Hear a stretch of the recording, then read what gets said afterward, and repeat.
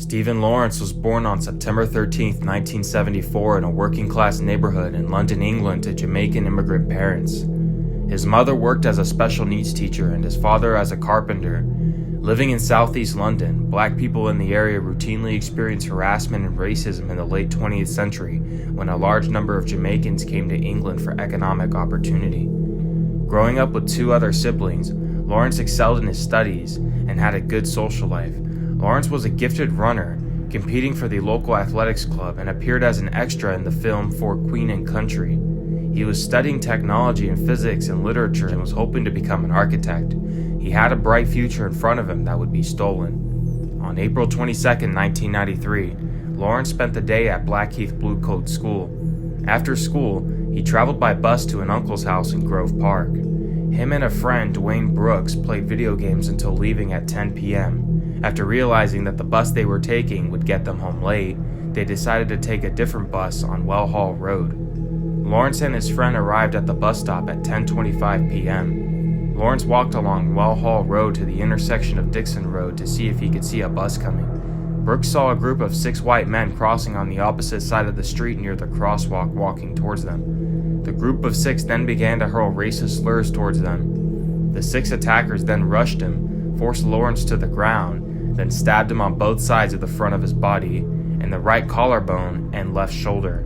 Both wounds severed arteries and pierced a lung. Lawrence lost all feeling in his right arm and his breathing was constricted. While he was losing blood from the 4 major blood vessels, Lawrence's friend, Dwayne Brooks, began running and shouted for Lawrence to run to escape with him. While the attackers disappeared, Lawrence ran away. Lawrence collapsed after running 130 yards and bled to death soon afterwards. The pathologist recorded that Lawrence managing to run this distance with a partially collapsed lung was a testimony to his physical fitness. Brooks ran to call an ambulance while an off-duty police officer tried to administer first aid, but to no avail. 18-year-old Stephen Lawrence was dead on the spot.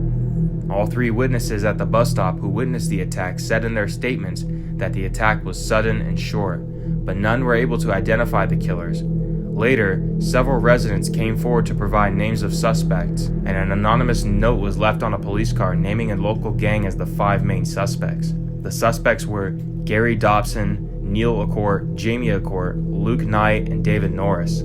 Gary Dobson and Neil Accord had also stabbed another black teenager just 4 weeks before Lawrence was killed. The police now had their suspects.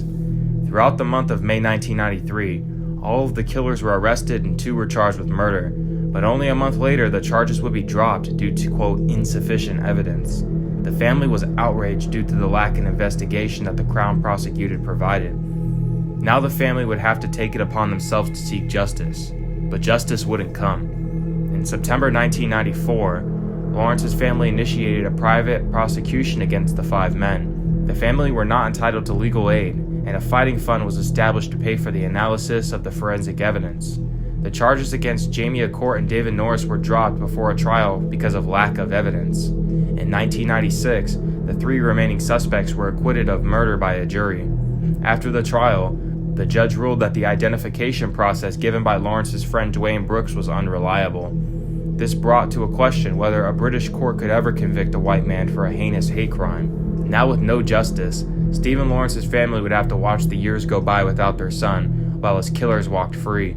Despite new evidence arising, the 5 men could not be tried again due to double jeopardy. But that would soon change. With the Criminal Justice Act of 2003, murder and certain other serious crimes could have a second prosecution, regardless of when committed, with 2 conditions. The retrial must be approved by the Director of Public Prosecutions and the Court of Appeals. In 2005, the law would go into effect. In June 2006, a full re-examination of the forensic evidence would happen. The new evidence found a microscopic stain of Lawrence's blood in Dobson's jacket. It had dried into the fibers, implying that this happened very quickly. Fibers from Lawrence's clothing and hairs with a 99.9% chance of coming from Lawrence were found on Norris and Dobson's clothes. This would be a remarkable development.